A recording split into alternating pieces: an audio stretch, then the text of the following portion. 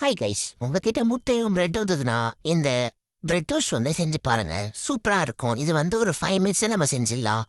First இதுக்கு 2 முட்டை எடுத்து நல்லா பீட் பண்ணி சால்ட் போட்டு நல்லா பீட் பண்ணி எடுத்துக்கோங்க.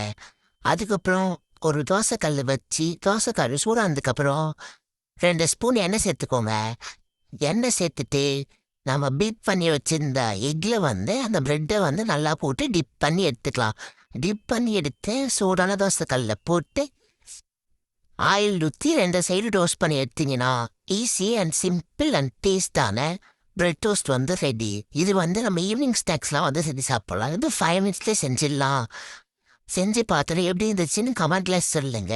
இந்த வீடியோ உங்களுக்கு பிடிச்சிருந்ததுன்னா மறக்காம சப்ஸ்கிரைப் பண்ணிட்டு போங்க, லைக் பண்ணுங்க. இந்த வீடியோ எல்லாம் உங்கள் ஃப்ரெண்ட்ஸாக இருக்கும் ஷேர் பண்ணுங்க.